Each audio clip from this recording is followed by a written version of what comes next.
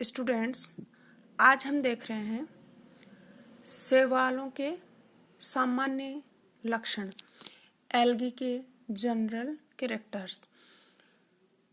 तो बॉटनी की वो ब्रांच जिसमें शैवालों का अध्ययन किया जाता है उस ब्रांच को कहा जाता है फाइकोलॉजी या फिर एल्गोलॉजी, शैवाल विज्ञान।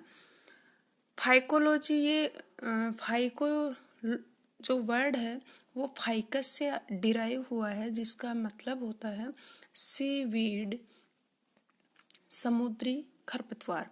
तो वहां से ये वर्ड लिया गया है और इसे हम कहते हैं फाइकोलॉजी। शैवालों का अध्ययन करने वाला जो साइंटिस्ट होता है उसको कहेंगे हम फाइकोलॉजिस्ट। अब एल्गी के देखें हम जनरल कैरेक्टर्स। तो जनरली ये क्या होते हैं, एक्वेटिक होते हैं, जलीय होते हैं और ऑटोट्रोफिक होते हैं, स्वपोषी होते हैं, क्योंकि उनके पास अपना क्लोरोफिल पिगमेंट प्रेजेंट होता है।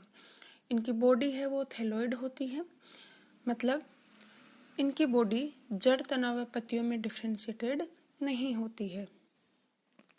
सेक्स ऑर्गन की बात करें तो यूनिसेलुलर होते हैं कुछ एक्सेप्शन को छोड़ के, और साथ ही इन सेक्स ऑर्गन के बाहर स्टेराइल या बंधे जैकेट कोशिकाओं का आवरण है वो एब्सेंट होता है।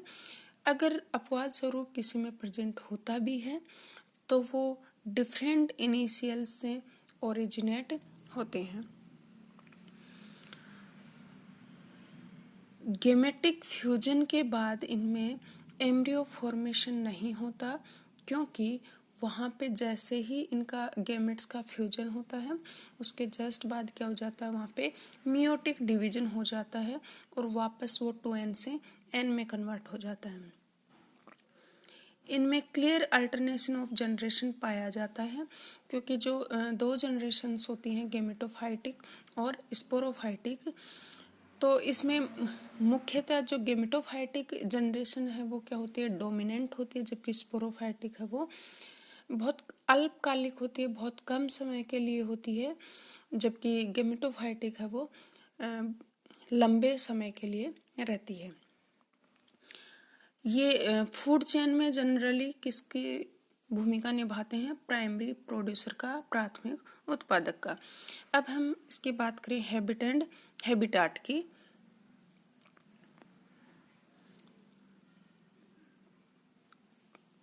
तो इसकी बेसिस पे शैवालों को 3 भागों में डिवाइड कर सकते हैं। कुछ एक्वेटिक एल्गी होते हैं, हमने कहा जनरली ये एक्वेटिक या जलीय शैवाल होते हैं।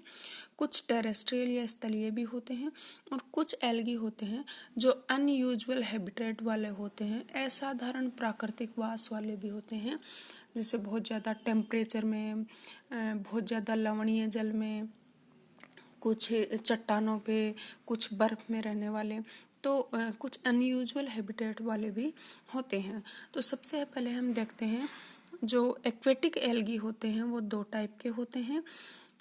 एक लवणीय जल में या फ्रेश वाटर में रहने वाले एल्गी, दूसरे समुद्र जल में या लवणीय जल में या फिर मैराइन एल्गी। तो लवणीय या फ्रेश वाटर एल्गी होते हैं वो बहुत कम लवणीय जल में या लवणीय जल में पाए जाते हैं, जैसे रिवर है, नदी है, तालाब है, झील है, इनमें रहने वाले। ये भी 2 टाइप के होते हैं, धीमी गति से बहते हुए जल में और स्थिर जल में। तो धीमी गति से बहते हुए जल में जो एल्गी होते हैं उनके एग्जाम्पल हैं यूलोथ्रिक्स, कारा, उडोगोनियम, क्लेडोफोरा। जबकि स्थिर जल में, स्टेगनेंट वाटर में रहने वाले एल्गी हैं क्लेमाइडोमोनास, हाइड्रोडिक्टियोन, वॉल्वॉक्स आदि। मैराइन या समुद्री जो शैवाल हैं वो समुद्र में रहते हैं।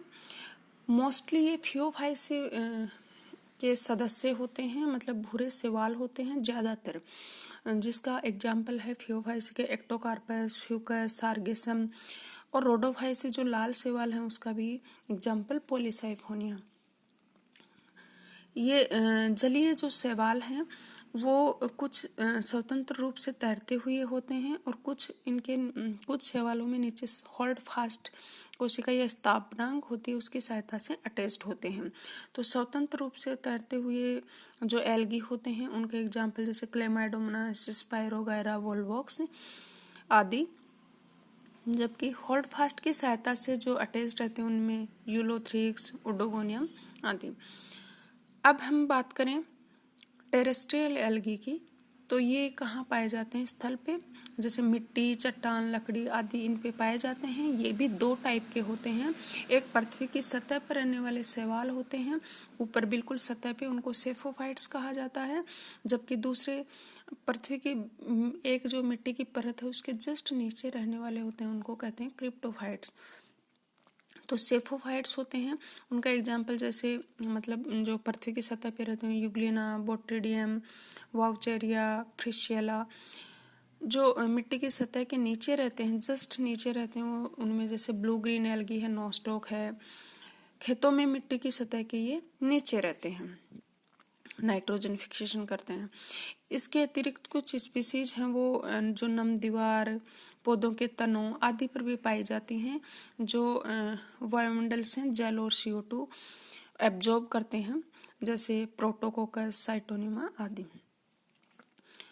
अब कुछ जो ये स्वतंत्र रूप से तैरते हुए जो शैवाल होते हैं, ये क्या करते हैं? जल की सतह पर एक जगह इकट्ठे होके और अपनी कॉलोनी बना लेते हैं, और उसके बाद इनको ये जो कॉलोनी बनाते हैं एक जगह इकट्ठे होके, उसे हम कहते हैं वाटर ब्लूम या जल प्रस्फुटन।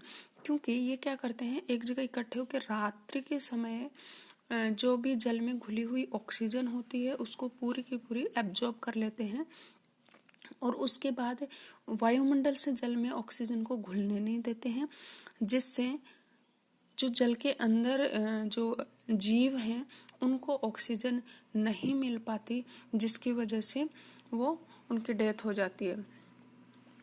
तो अब हम देखेंगे तीसरा है, हमने दो देखे हैं, एक्वेटिक एल्गी और टेरेस्ट्रियल एल्गी। तीसरे होते हैं कुछ एल्गी जो अनयूजुअल हैबिटेट्स वाले होते हैं, असामान्य प्राकृतिक वास वाले होते हैं, जिनमें हम 9 टाइप के देखते हैं। एक होते हैं हेलोफाइटिक एल्गी। हेलो शब्द है वो लवण से रिलेटेड होता है, तो लवणोद्भिद या लवणीय जो आवास होता है उसमें रहने वाले एल्गी हैं। दूसरे एपीफाइटिक, एपी मतलब ऊपर, फाइटो शब्द है वो प्लांट से रिलेटेड होते हैं, तो अधिपादपीय मतलब पादपों के ऊपर रहने वाले। एपीजोइक, एपी मतलब ऊपर, जोइक मतलब जंतु, तो जंतुओं के ऊपर। एंडोजोइक, एंडो यानी आंतरिक, अंदर, तो जंतुओं के अंदर या अंतः जंतुक शैवाल। पैरासाइटिक, परजीवी शैवाल मतलब वो किसी दूसरे जीव पे ही रहते हैं और उसी से अपना भोजन लेते हैं, जिन्हें हम कहते हैं पैरासाइटिक एल्गी। सिम्बायोटिक मतलब सहजीवन, जिसके साथ में रहते हैं और उसको भी इनसे लाभ मिलेगा और ये बदले में उनसे भी लाभ लेते हैं। क्रिप्टोफाइटिक एल्गी जो बर्फ वाले या हम कहें हिम वाले वातावरण में रहते हैं, हिमोद्भिद शैवाल। लिथोफाइटिक या सैलोद्भिद मतलब जो चट्टानों पे पाए जाते हैं। और थर्मोफाइट्स, थर्मो शब्द है वो किससे रिलेटेड होता है? टेम्परेचर से, और फाइट्स यानी प्लांट्स या एल्गी। एल्गी भी सबसे कम विकसित प्लांट्स हैं। तो थर्मोफाइट्स मतलब तपीय शैवाल जो बहुत ज़्यादा टेम्परेचर में रहते हैं। तो जो ये हेलोफाइट्स है लवणोद्भिद हैं, उनकी कुछ जातियाँ हो जो या तो समुद्र में होती हैं या जो ऐसी झीलें जो बहुत ज़्यादा लवणीय होती हैं वहाँ पे होते हैं। जैसे एग्जाम्पल है क्लेमाइडोमोनास, इरेनबर्गी, डुनेलिएला, स्टेफिनोप्टेरा। ऐसे एपीफाइटिक मतलब या कुछ विकसित पौधों पे या फिर बहुत बड़े आकार के जो शैवाल होते हैं उन पे होते हैं, जैसे उनके ऊपर रहते हैं, जैसे ओडोगोनियम, माइक्रोस्पोरा, जिग्नेमा आदि। एपिजोइक मतलब जो जंतुओं के ऊपर रहते हैं, जैसे मोलस्का है, फिश है, टर्टल्स हैं, इन पे होते हैं। क्लेडोफोरा जो एल्गी है उसकी कुछ स्पीसीज हैं, वो किस पे पाई जाती हैं? स्नेल्स पर, जो घोंगे होते हैं उनके ऊपर पाई जाती हैं। एंडोजोइक एल्गी ये जंतुओं के अंदर उनके उत्तकों में पाए जाते हैं, टिश्यूज में। जैसे जूक्लेरोला एल्गी जो है वो हाइड्रा विरिडिस जो है उसकी सेल्स में पाया जाता है।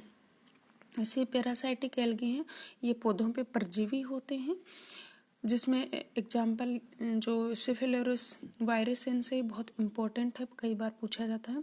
ये सिफिलोरस वायरस इनसे वो आसाम और उसके निकटवर्ती क्षेत्रों में जहाँ पे चाय व कॉफ़ी बहुत मात्रा में उसका प्रोडक्शन होता है, उनकी पत्तियों में रेड रस्ट ऑफ टी नामक डिजीज पैदा करते हैं, तो ये इम्पोर्टेंट है।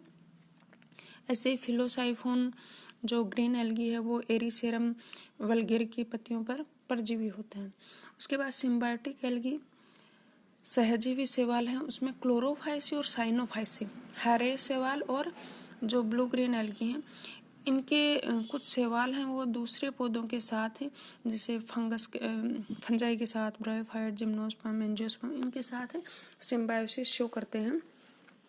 जैसे लाइकेन जो होते हैं वो एल्गी और फंजाई का क्या है, सहजीवन है, दोनों साथ साथ रहते हैं, दोनों को एक दूसरे को लाभ मिलता है।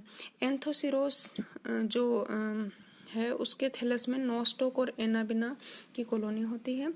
एनाबिना साइकेडी है, वो जो साइकस है उसकी कोरेलॉइड रूट के साथ सहजीवन दर्शाता है। क्रिप्टोफाइटिक एल्गी की बात करें, हिमोद्भिद शैवाल, तो बर्फ से ढके हुए जो पर्वत शिखर हैं उन पर भी कुछ शैवाल पाए जाते हैं, और ये जो इन पर्वतों की जो चोटी होती है उस पर जमी हुई जो बर्फ होती है उसको एक आकर्षक रंग प्रदान करती हैं। जैसे हिमेटोकोकस निवेलिस की वजह से आर्कटिक और अल्पाइन जो पर्वत हैं वहाँ पे ये लाल रंग प्रदान करते हैं। फिर लिथोफाइटिक एल्गी, लिथो शब्द वो चट्टान से रिलेटेड होता है, तो चट्टानों पर पाए जाने वाले शैवाल, जैसे वर्षा ऋतु जब होती है तो गीली दीवारों पर साइटोनिमा एल्गी, और नम और छायादार चट्टानों पर ब्लू ग्रीन एल्गी जैसे नोस्टो, ग्लियोकैप्सा, रिवुलेरिया आदि। थर्मोफाइट्स हैं, ये एल्गी हॉट स्प्रिंग्स मतलब उष्ण स्रोत जो होते हैं वहाँ पे पाए जाते हैं, और ये लगभग 50 to 70 डिग्री सेंटीग्रेड तक भी टेम्परेचर इनका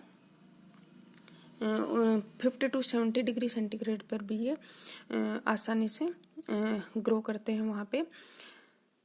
तो ये हैं इनके एल्गी के सामान्य लक्षण। आज के लिए इतना ही।